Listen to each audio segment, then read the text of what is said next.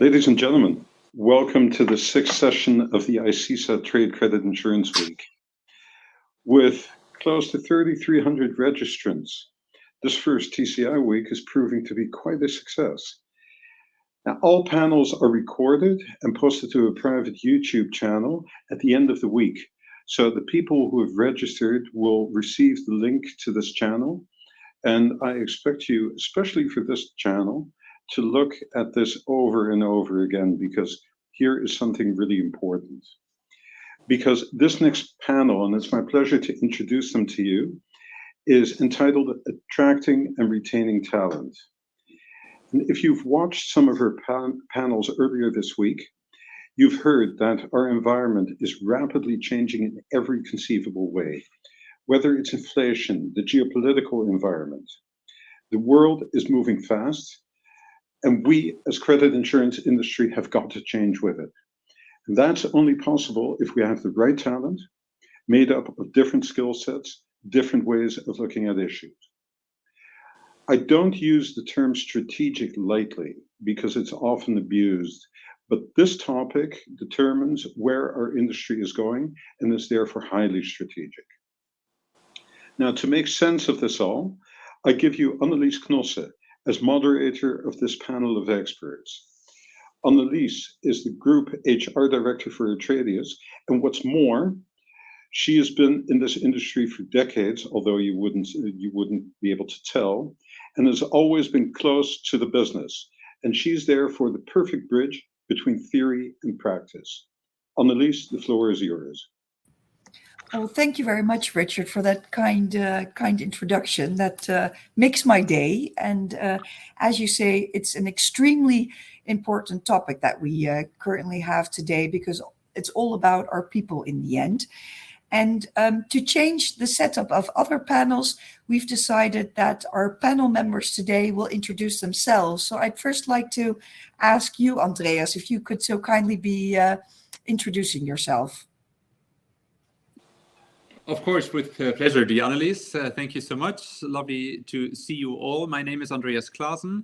I'm Professor of International Business and the Director of the Institute for Trade and Innovation at Offenburg University, also a visiting scholar at the University of St. Gallen in Switzerland. And in addition to my research and lecturing, I support credit insurance, governments, multilateral development banks around the globe. And what might be relevant for today is that we also run several continuous professional development programs for the credit insurance industry. Thank you very much, Annelies. Super, Andreas. Great to have you on board for today. And Carina, can I invite you to introduce yourself? Yes.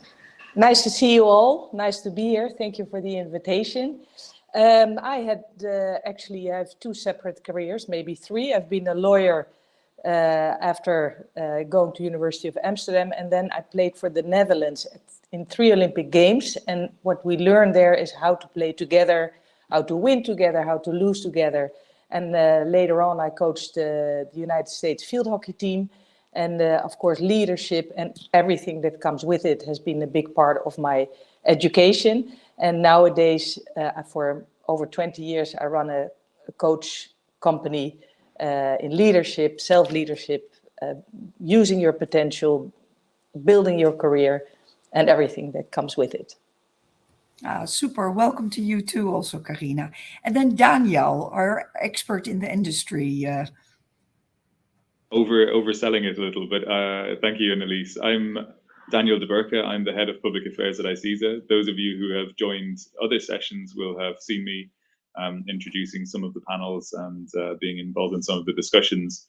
I am the head of public affairs for the last 2.5 years at ICISA, and I joined from having lived and worked in the London insurance market and in London in general for about 10 years before that. Most of my career was in the insurance sector, seeing a lot of different things across, particularly specialty insurance. And I can see some differences in our sector, and I can also see some similarities. And I think some of the challenges that we face are shared across insurance, financial services, and in many other industries as well. So I think this is a really useful discussion to be having today, and hopefully we get lots of questions as well as we go along. But thank you, Annelies. Over to you. Yeah, super. So, as you can see, we have a very interesting panel today with people from all sorts of different angles. And before we go into talking about attracting and retaining talent, I'd just like to, Richard has already put a little bit down the scene, but I'd like to raise a little bit more the sense of urgency. 2 weeks ago, I was at the Gartner HR conference in London with hundreds of HR professionals all over the world. And basically, attracting and retaining talent was one of the key topics at the conference. And I've got some interesting key figures that I'd like to share with yourselves. So, first of all, Korn Ferry in 2018 already predicted that there will be a huge shortage of skilled workers in 2030. And I think we are already starting to experience the tight labor market already today. So it's only going to get worse. And what we also see is where we first had a large shortage of IT skills, we now see actually a shortage of skills across all disciplines in all industries. And the total number of job postings have gone up by 41% only just last year. Inflation is up, but retention is down in companies. And when you look at 3 out of 4 people that are looking for a new role, what I find quite shocking, they often look externally outside of their company. Apparently, it's easier to look for a role outside of your company than inside your company. And then, of course, we've had COVID, who has completely upended the deal between employer and employee. And the whole balance has shifted there. And we've seen that nearly two-thirds of employees are now re-evaluating the place that work has in their life. And we see, because of this whole flexible working that we've introduced across the world, job opportunities have increased because of this flexible working. You no longer need to find something within a circle of your home. We see younger generations that have different wishes and expectations, and they leave sooner companies. And we see, actually, that's what was iterated at Gartner, that companies, they see that their turnover of employees has increased by 20%. And we also see it takes longer time to recruit people. So we're facing a completely different labor market than we're used to for decades. And there's a large war for talent. And previously, where people were appreciative of getting a job, I think it's now the other way around, that we as employers are appreciative if we can get an employee. So basically, that's our challenge and what we will be discussing today. But before we go into attracting and retaining talent, I'd first like to ask my panel members, and start with you, Daniel. How do you see this new environment from an industry perspective? Well, I think to start with, I think what you just said about how people would expect to leave a company rather than to progress within it, I think that really struck with me, because I think that's my own personal experience in the past, what it's been as well, that I would expect it easier to move on than to move up in many companies. I think that's one of the issues that many people face, and I think it's part of what we'll discuss later on. But overall, I think I would pick out 3 things that sort of define the overall question for me on this topic. One is basically the attractiveness of this industry, of credit insurance itself, to new talent and to existing talent, so that they remain in the industry. That is a challenge in itself, and that's a kind of existential question, if you want, for the sector. But I think it's one where there are relatively clear answers that we can work on and we can build on. The second is something that you referenced, and as I just talked about, longer term trends in expectations of staff. That's both new and existing staff. And it goes to different aspects, particularly, I think, around flexibility, and flexibility in lots of different ways. Firstly, in terms of actually how you work, both in terms of home and remote working, but also how young people build careers, or portfolio careers, as the sort of the jargon is for it. But not sticking to one sector, using a broad skill set that can be applied in lots of different areas, and not seeing. I think my parents' generation and before that, you found a job and then you retired 40 years later, and that was a good career. Whereas today, I think a good career for many people is one where you've had lots of different experiences, you've probably had a few career breaks, and you're switching between things, and ultimately you're doing what you feel like, rather than what people maybe expect you to do. And then the third one I'd say is the sort of more immediate impact of the pandemic, which to an extent touches on all of these points, but accelerated many of the features therein. And I think in particular, it woke many people up to different ways of working. I think I had an old manager in one of my previous jobs. Hopefully he's not watching today, but he was very skeptical of the idea of home working. Even though he himself lived about a 2-hour commute from the office, and he was the most skeptical of it. But then when the pandemic came along, he adopted it and he loved it. And now he's from colleagues that are still there, I find he's apparently one of the biggest evangelists for that kind of flexible working. But I think when we look at the credit insurance industry itself, we have broader questions that our members as individual employers and ourselves as a trade association in ICESA need to work on. That includes highlighting the positive role that credit insurance plays in the world. Our members are supporting trade and making it more resilient. They're also working at the intersection of many cutting-edge financial services, and this is something that came up in quite a few of our panels already. Even though the topics were not related to this particular topic, people really saying how important staff are, how important people are to this sector, and how interesting and complicated it can be, in a positive sense, complicated. But the other side of it is that there's often misconceptions, negative misconceptions out there about the industry as well. And sometimes even there's a lack of awareness entirely. So a lot of what we do in our day-to-day work is making people aware of it, and then explaining the benefits of it and correcting the record. So where things are said that are mistaken, or where they're just outright wrong, we need to address those so that there's not this sort of creeping impression within the sector amongst people outside and inside that this is not a good sector. This is not a place where you want to work. This is not a place where you want to build a career. And that it's not a place that you can trust. I don't believe that. My experience in the last few years of working within the sector, that it is somewhere that you can believe and you can trust in. And it is somewhere that you can do good for the world. At ICESA, we're working on a few projects to address the overall question of attracting new and retaining existing talent.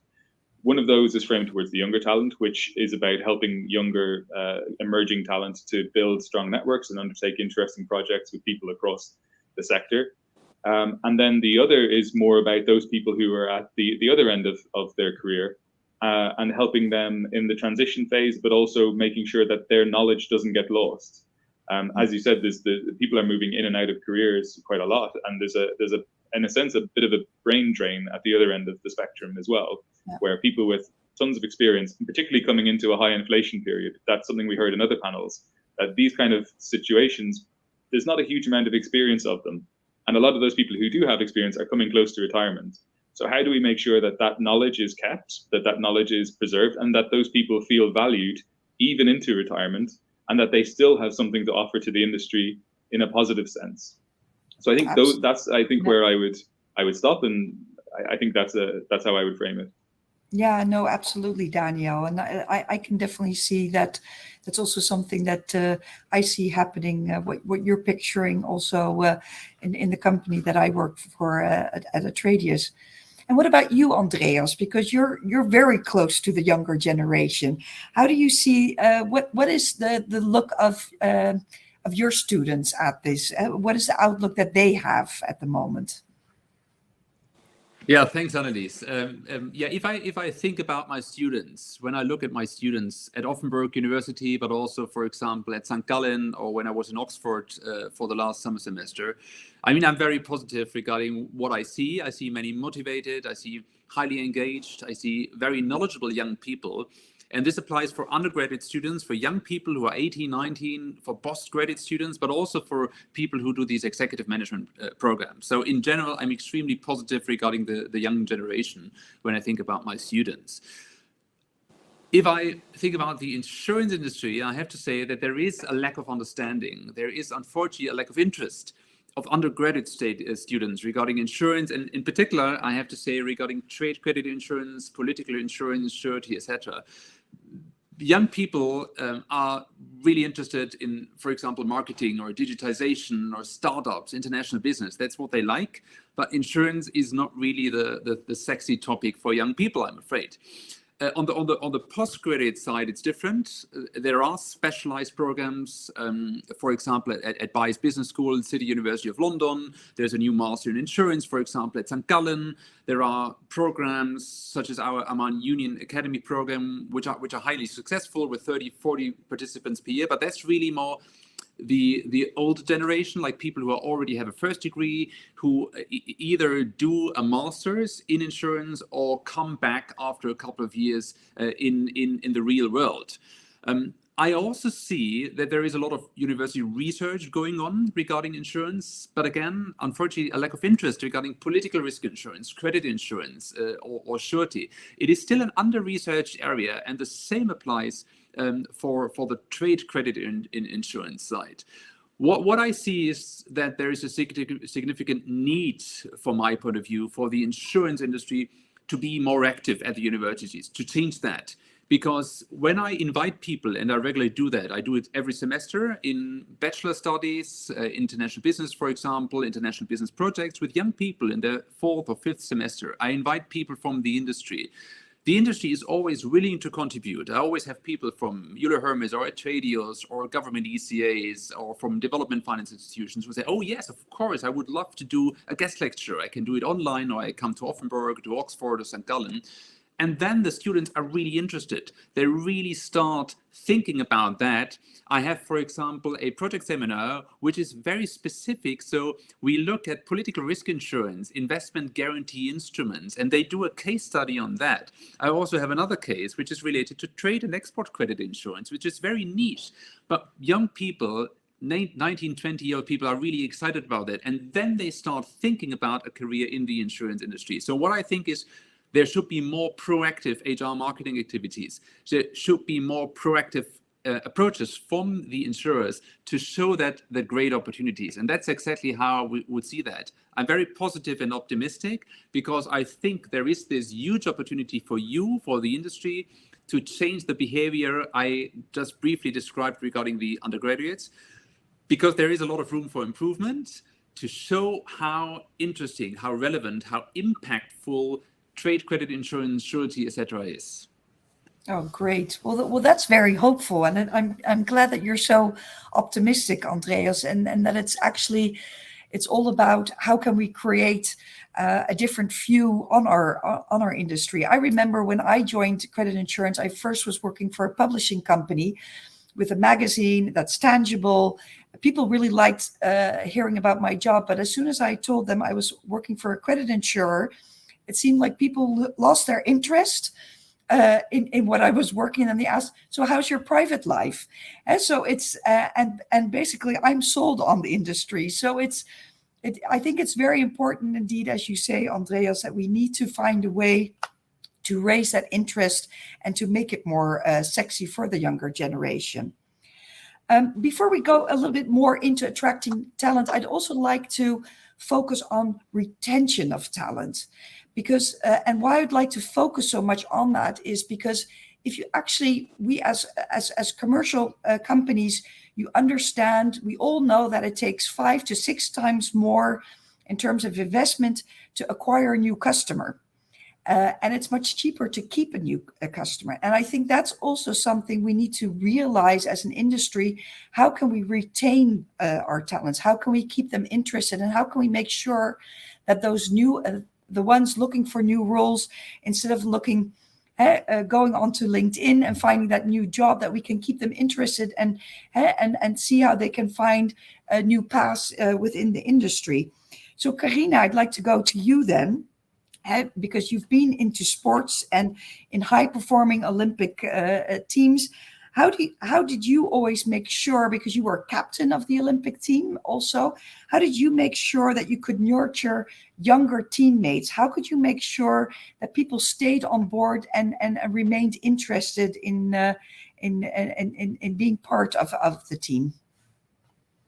Well, in general, and it's not only in sports, one of the most important things is to pay attention to them and talk to them and listen to them. and what are their worries and what are their fears. What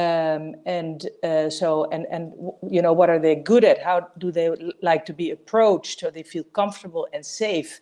So in a safe environment, then building relationships together. I think that is in business anywhere at the moment, for younger people, very important to have real connections. So the connectivity is not only online, but the connectivity is in human connections.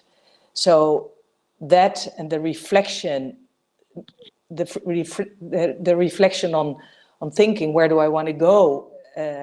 How can we grow? How can we build and share that and listen? And it's actually the attention towards each other that is really important. Thank you, Carina, for that. And so it's indeed about listening or asking questions, and also really truly listening and making the connection, because everybody has their own individual needs for that. And qualities, and that there's space to use their qualities, and that they're seen and shown, and that builds safety, confidence, connection, commitment, responsibility. So yeah. And how do you see that, Daniel? Working in the industry, what do you think that we can, as an industry, do to retain our talents for a longer period of time? I think part of it is helping people believe in the sector that they work in as well. I think that's a really important part, and it goes to what you said at the start, that you maybe don't want to tell people that you work in trade credit insurance, so people maybe give you a blank stare when you say it to them. I was at a family event at the last weekend, and a few people asked me, what do I do? And I'm kind of tangentially involved.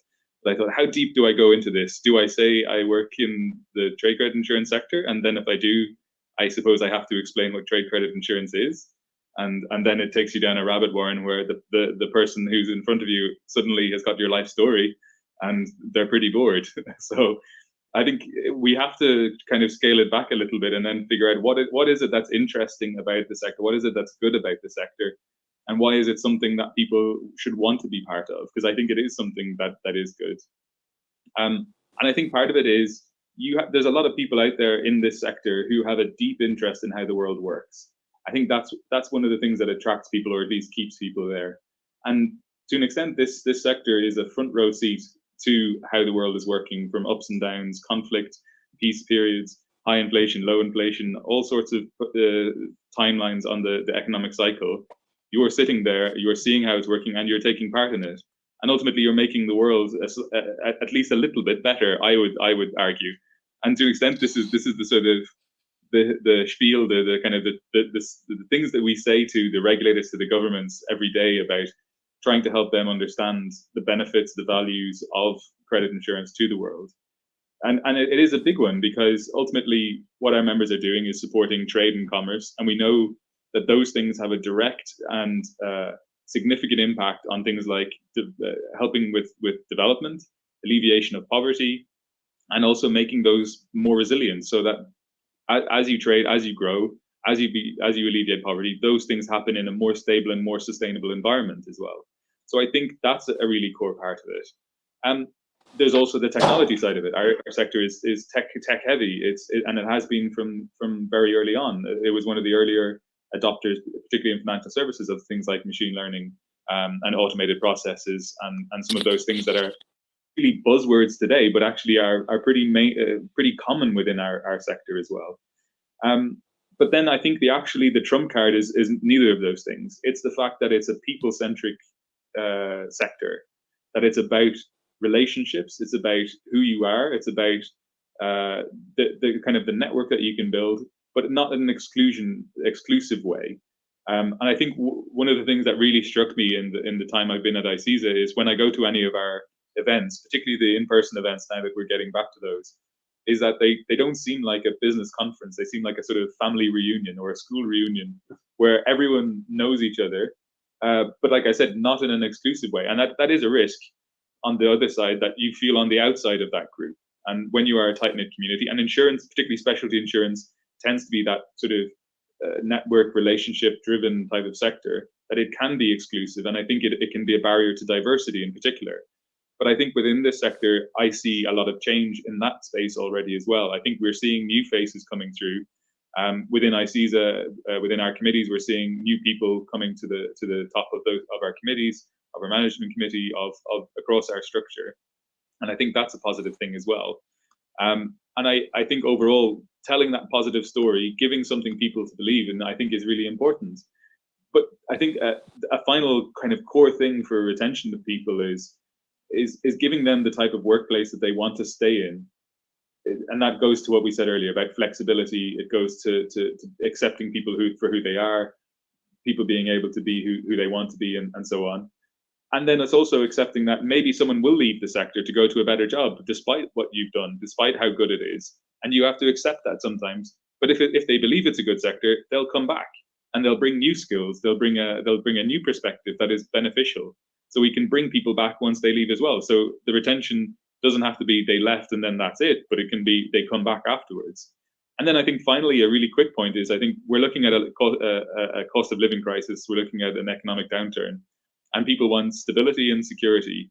And I think that's something that is available in our sector, but I think it's a challenge to the employers as well to make sure that they're conscious of that with their staff. And that will be the short-term concern for a lot of people in the industry, and addressing that will be key, I think. Yeah, fantastic, Daniel. I think you touched on a lot of things there, indeed. So, where Carina says it's about making the real connection, but it's also about teaching people what kind of impact can they have. And I think that we know, working in the industry, somehow what we've seen, at least in our company, we always say, we make a joke about if you stay longer than 5 years, you're stuck, sort of. And so, because it's usually those first few years, that's really when you want to have really that people see basically all aspects of the industry and how interesting it is, and all the dynamics, and indeed the close relationships that you have in the industry as well. And then Andreas, I'm really interested if you have any advice for us in terms of what role could universities play for us in terms of retaining talent for the industry. Yeah, thanks, Annelies. First of all, I love your story regarding how you joined the trade unions and what you have done before. I think a lot of people, including myself, can share that. I met my wife at university. My first degree is a law degree, and in parallel, I worked for RTL as a news presenter and journalist. And of course, everybody at the party said, "Oh, that's super interesting. You're a journalist. Can I see you on camera?" And many years later, when I became the co-CEO of the German Export Credit Agency, a partner with PwC, and I thought much more relevant, I exactly understand what you mean when people leave you at a party, say, "Oh, that's very interesting what you do. I just have a glass of wine and I see you later." And my wife always makes those jokes about that. On the other hand, I was stuck in the industry. So stuck in the industry exactly for another reason, which was already mentioned, is like, when you are in the industry, you understand the impact, you understand the importance, you understand what you can really, really do there, and how important that is for so many people, stakeholders in society, for entrepreneurship, for job creation and safeguarding, for women entrepreneurship, for inclusive trade, for a just transition. So that's the reason why my answer to your question is that I think, number one, yes, there is an important role for universities for retaining talent, but I think it is easier for the industry retaining talent than attracting talent. But we come back to that in a second. Why do I think it is easier to retain talent? Because I think if you really understand what you do in the industry, you think, "Oh, that's a great job I have." But the role for universities then is, from my point of view, to help people to improve, to grow, to think about new trends, to really broaden the view. And I think that's what universities can do, and they do that. There are key players. They have a lot to offer. And you allow me maybe to give you, please, two examples. So the first example is that there are a number of universities which are specialized with master programs in the insurance industry. They are quite flexible regarding the learning approaches, and there is a lot of new knowledge for people who are already in the industry. So the first example is an online global finance master at Bice Business School in London. There's also a master in insurance and risk management. And all these programs, they're equip participants with the all-round knowledge, the additional skills, the new skills necessary to succeed in the industry, which, as you know, is constantly evolving regarding insurance techniques, digital, for example, claims prediction, machine learning, risk and risk management. And if you have these programs and if you have people who are able to learn how to combine a practical approach with a sound theory to create a respective environment, I think that is extremely useful. And I see a lot of people then emerging with well-regarded, very flexible postgraduate degrees, really solidly positioned to continue with their quite successful career in an exciting industry, but an increasing complex industry. But it's a further push of knowledge, it's a further push of motivation, and I think that helps a lot. And the second example is that if you think, oh, I'm so busy with other things, I'm on a career track, I can't do a full master's program online distance for 2 years. There are some smaller programs as well, and you allow me to use our example, the Amman Union Academy. It's a very flexible postgraduate certificate, and people study online distance, a variety of modules with a lot of different people from different backgrounds. So it's not only that they are prepared for management, for entrepreneurial leadership in the industry, it's also the connection. So we have usually like 30, 35 people from Atradius, from MIGA, from the Islamic Development Bank, from smaller and larger government ECAs, from the private sector, sitting together. And these people, it's not only about what we teach them regarding the knowledge, it's the experience, the exchange of ideas, new networks, new thinking, other people coming in. And I think this is very, very useful. So the answer, as I said, is yes, I think universities can play an important role. The only thing is they have to understand what the demand is. So it's not just like delivering knowledge, that's old style, and that's really not what is relevant. It is about creating new networks. It's about creating new ideas, motivating people, inspiring people in the industry to go beyond what they already do. Well, that's fantastic too. I think it's very useful for those of us here listening today, that there's so many possibilities basically out there, also with universities supporting to help to get that further depth and to stay in contact with what are the latest trends, and also to help our people to build a wider network indeed.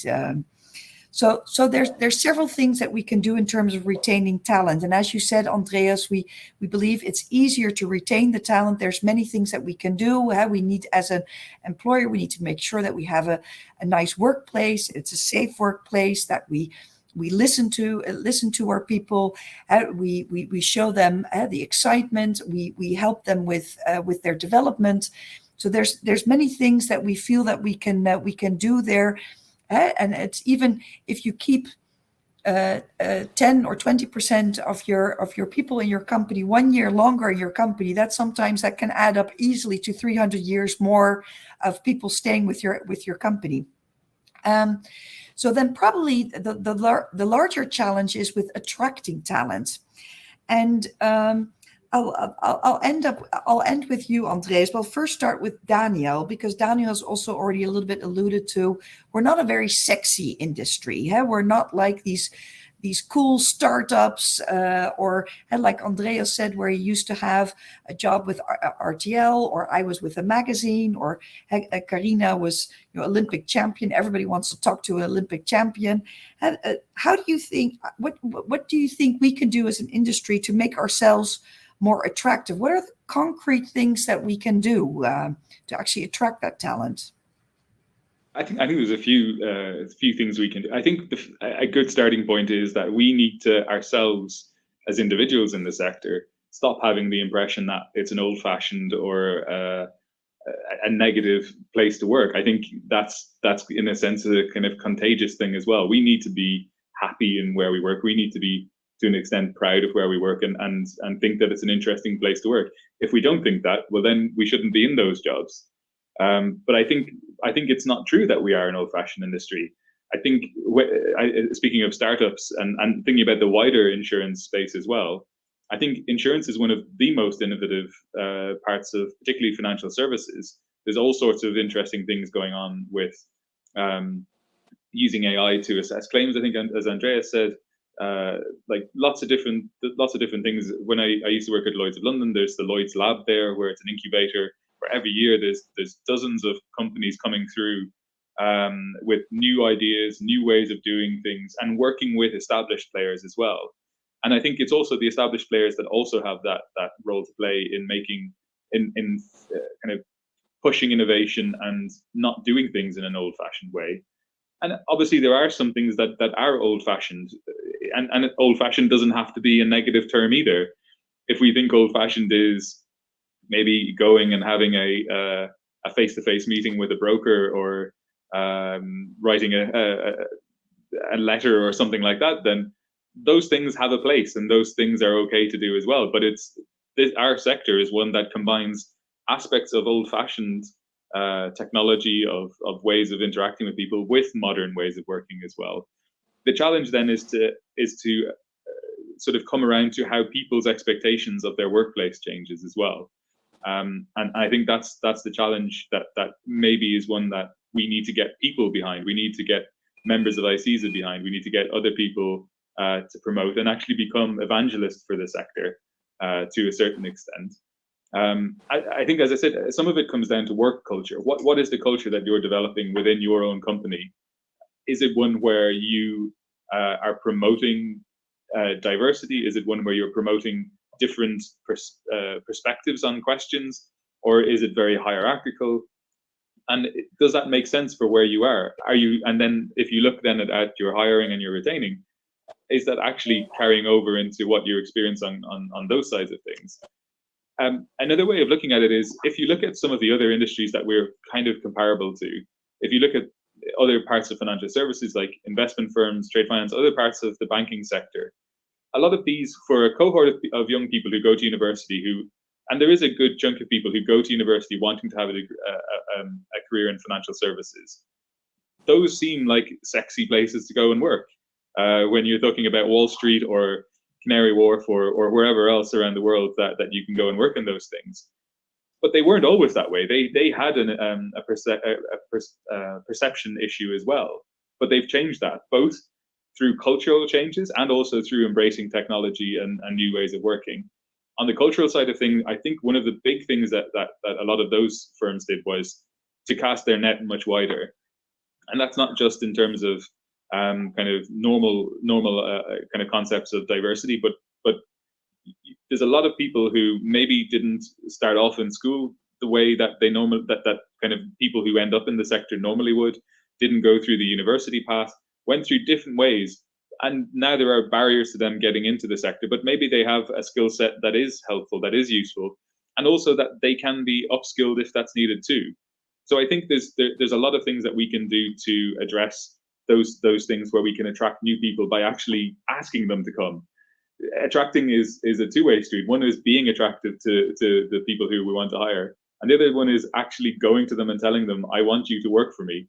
And for a lot of people out there, that's all they want, is someone to show them that they're interested in them, that they value their ability, their potential, their skill, their just their ability to do a job, and their ability to learn how to do a job, and not be so rigid and say, I've got these 5 points on my expected skills list for this job posting. Oh, and this person has 4 of them. I'm not sure about this one, so I'll discard it. Take a chance sometimes and just interview the person, and maybe you'll see that they are actually the right person. We shouldn't be so rigid in these things. We need some rigid framework to decide things, but try to come outside of that as well. But I think that's where there's also a role for ICESA in this, and ICESA is driven by its members, so to an extent I'm pushing it back onto our members again. But as an association, it's our job to make it seem like, to get the story out there that it is a positive place to work, that it is a good industry. I talked about the benefits, that it's somewhere that you can feel proud of the work it does in boosting trade and in making the world more resilient. You can also feel that it's a place that is making the world a little bit better, and in some cases, hopefully, a lot better. That's the type of thing that younger people want. And as I said, they also want flexibility. They want to be able to build that portfolio career. Some of them want a bit more stability as well. And it's about having conversations with individuals ultimately. It's about finding the type of person that you want, talking to them about what they need in their career, and then delivering it to them. I think it's not easy. It's like that difference between easy and simple. This is a simple problem, but not an easy solution. We know exactly how to do it, but it's not easy to get there. But I would challenge people. I would challenge those people who are hiring managers, those people who are in charge of budgets further up, and kind of hiring strategy more generally, to become more aware of what it is that you're looking for in your staff, to become evangelists, like I said, for the sector, to really promote the sector, get involved in work with ICESA that we're doing to promote the sector around the world as well. And if you are someone who's working in the sector and you feel that it's a little bit old-fashioned, maybe have a look around and see what's new in the sector, what's happening out there, and find the reasons to be proud to work in it, and then promote it. Because I think the biggest thing for attracting talent is word of mouth. We can write all sorts of press releases and stories and everything else, but if your friend who's working in credit insurance tells you at this party that we're talking about, someone comes up to you and says, "Where do you work?" and you say credit insurance, and they're about to turn their head away and go, "Oh no, not another one," and you can tell them a positive story, and then the word of mouth builds, and then that person goes, they see an ad posting from Atradius or Allianz Trade or anyone else in that sector. They go, "Actually, I heard about that recently. I heard it was pretty interesting, so let me apply to it." That's how you attract people, and I think that's how you also retain people. Thank you, Danielle. And I'm so glad that you also said let's be careful that we don't look for the perfect CV. It's all about the person. And if we believe that people can actually really also develop themselves, and that we make use of basically of our own people that are already interested in the industry, and basically maybe we need to set up, certain programs that if you bring somebody forward for the industry, that there's some sort of reward for that as well, because indeed, as you say, word of mouth is usually the strongest campaigning that you can have.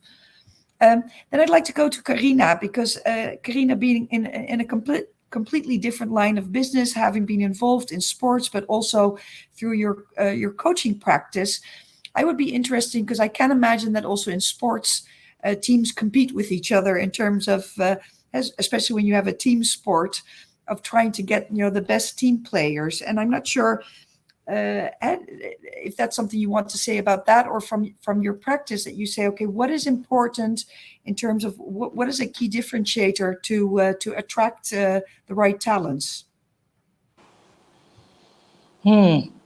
Interesting question. Well, I think the leaders are very important. There was a team in Amsterdam, and they had like a set of leaders in the field, and also basically on the field, and they only wanted to attract their own kind of people. So for years the team didn't open up, so it became a team with old players, and they didn't win. So I think as well the leaders in the company, as well the leaders, the managers, how open are they in their communication in attracting talent? And because I think that's important, as Daniel said, different CVs, but also attracting talents on different skills. You don't want the same players. You want people with different attitudes and energy, but the role models in a team and in a culture, in a company, are very important. No, and I think that's that you've touched the experience, because that's what we also see. You often see that people stay on longer if they're part of a team with a leader that really, where they feel that they are being appreciated. That helps them to create the right opportunities for certain things. Absolutely. Yeah, and that they have the feeling that they can grow. If you bring them. If you always stay in the same position for so long, I believe that the younger generation is a little bit more impatient, that they forget that the growth is not only outside, but is also inside, that helps to stay longer in a certain position. But you need to give them the perspective that there is an opening within 3 to 5 years, that there are openings to grow, and that you can craft your job within the company, or on the field. If you stay on the same position all the time, then you might need to move on. Yeah.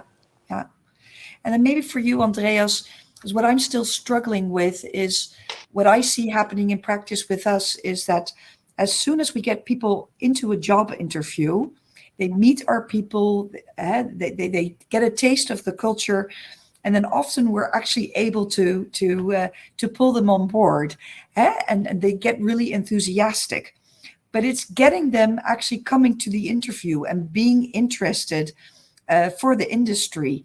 Because usually when they're in your company, they taste the culture, you feel that there's a click, you can tell what you have to offer, what a fantastic place and culture you have, etc.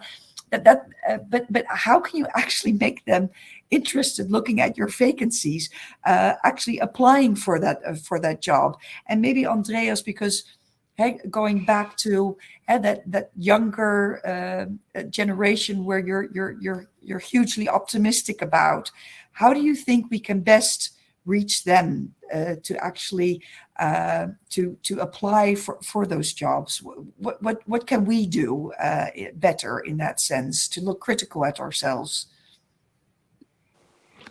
Yeah, excellent question, Annelies. And I totally agree that insurers, trade unions, others can and do offer innovative, rewarding careers. You're increasingly open to new ways of working. You offer so many meaningful opportunities to work on new things, that you play a vital role in the society, but you have to deliver this message to young people. This is our job as professors, so you have to deliver it to us, but also we need an active engagement from the industry. Insurers, I mean, you have an excellent position regarding how to grow, earn money, create good things, but you have to communicate that. And again, it's our job as professors to share all these excellent position things, everything what we heard today is, but it's your job as well. And I think in addition to that, it's of course that the challenge is that the industry culture in the past focused so much on more traditional ways how to do risk management, and it was very technical, etc. And the focus, the industry culture focusing on the past has to be much more regarding the future, the trends, to work behind the scenes, to think about like, how can we do that? What is new? What is exciting? What new ways of risk mitigation, etc. we can do there. So my answer to you is as follows. I think it can be very, very concrete as action points for the participants. I think we have more than 60 participants at the moment, but also for you, Annelies, or for Daniel, or for Karina, and also for me, I have to be very honest. So what is my simple answer? It's outreach. Just do it personally. Offer a 45 minutes online lecture with my students, or offer a 45 minutes lecture with your local university. Just go out, and if you are too busy, just ask someone from the team and another from the team. It could be his or her previous university where there is an alumni connection, etc. Just reach out, simple things. It's 45 minutes. You don't have to prepare a lot of things. I always say, like, when people are, I have to prepare a top-notch presentation then for your students. They are so brilliant at Oxford or St. Gallen or whatever. I say, no, just come join me. We do an interview.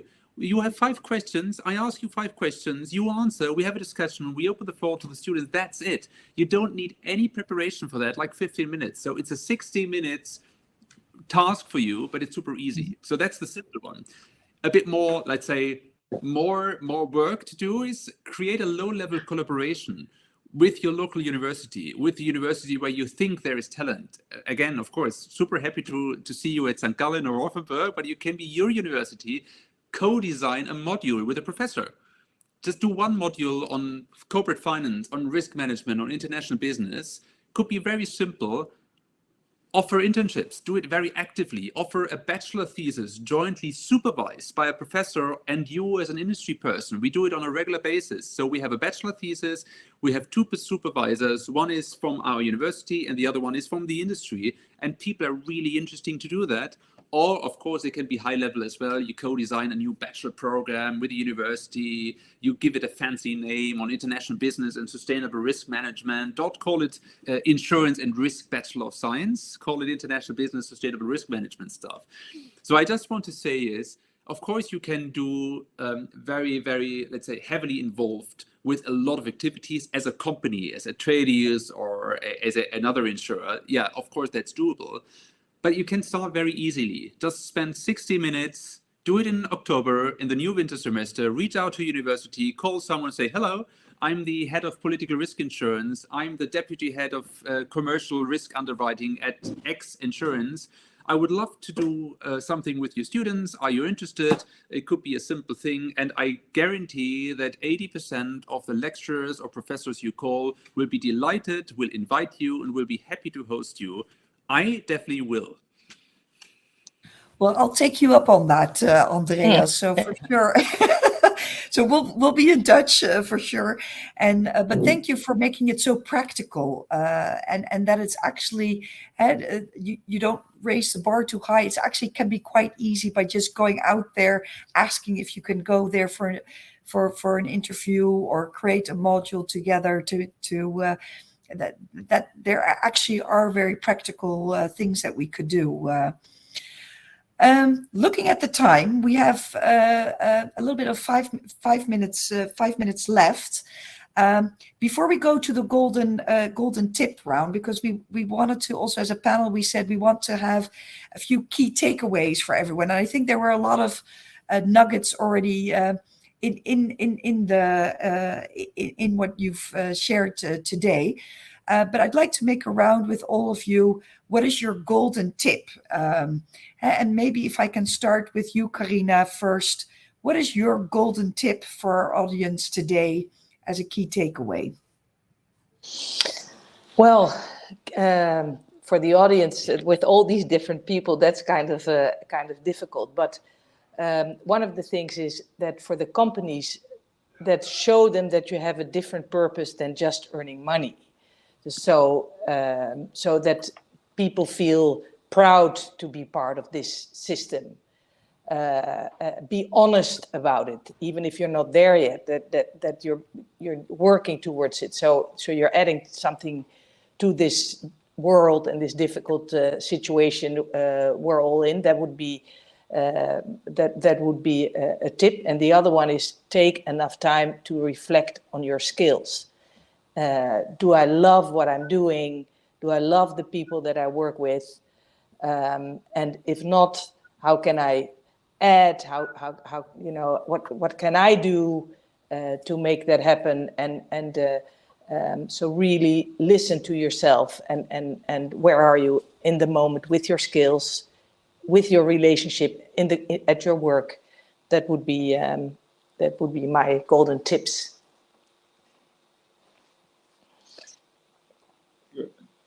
You're on mute, Annelies. Sorry, indeed, I was on mute. That's the famous words of since Corona. Andreas, what is your golden tip for us today? You've shared so many insights, but what is the last golden tip that you would like to share with us? My golden tip is new ways of thinking with 3 dimensions. New ways of thinking regarding the creation of a compelling career path at your company for attracting young people and communicate this with local and with global universities. The second dimension is offer new ways of continuous professional education with flexible learning approaches, tailor-made, maybe with universities, but also with other providers. And of course, the third dimension of my golden tip of new ways of thinking, work with Offenburg University and the University of St. Gallen. That's the most important one, of course.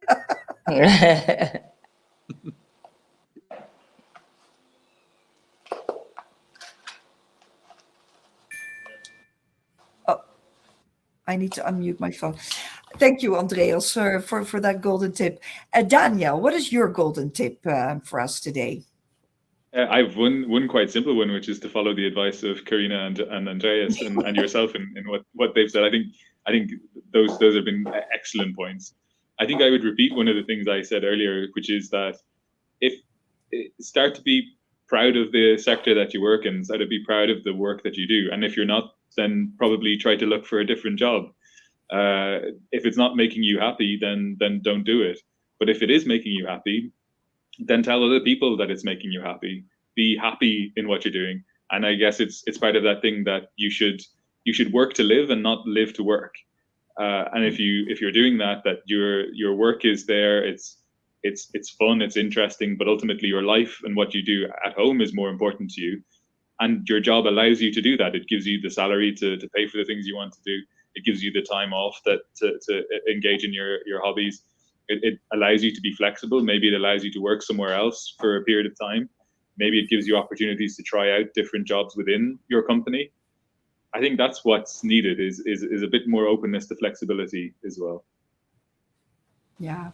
Well, thank you, Daniel, for that. So we've heard purpose, reflect, stimulate new ways of thinking, continuous learning approaches, be proud of what you do. And if I could add one last thing as a golden tip, for me, it's also about asking the question to the individual and listen to their needs. Because for one, it's a fantastic education at the Offenburg University. For somebody else, it's more flexibility. For another, it's the opportunity to be able to lead a project.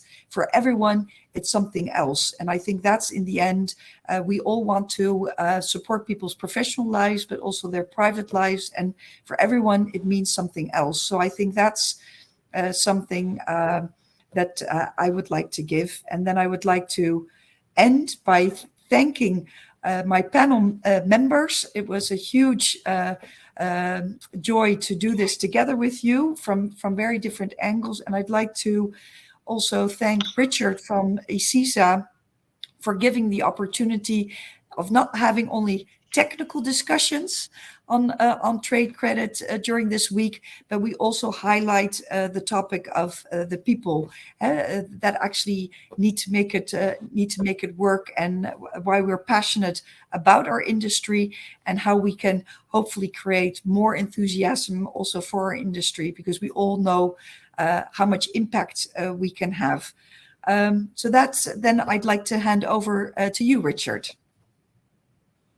Well, thank you so much, Annelies, and thank you, Andreas, Karina, and Daniel, because it shows again, if you have a panel with very diverse insights, with very diverse backgrounds, that's when you get the best discussion. And like we said, there's a role for all of us. ICISA strives to make this industry stronger, and our future talent is key to this. Now, an interesting observation I'd like to share with you, that the so-called hardcore technical subjects that we put on at the beginning of this week attracted a much larger audience than this one. Now, that's obviously important, but this topic determines the future of our industry. I heard the term evangelist, and that's what we should be if we love what we do and if we want to future-proof this industry. So with that, panel, thank you so much for the interesting discussion. I'm sure that you made participants think, and that's what we strive to do.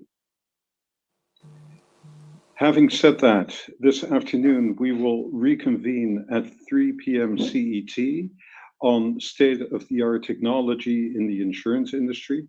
Again, a totally different topic, very, very interesting, and I hope you tune in. And thank you for watching this one. Thank you all.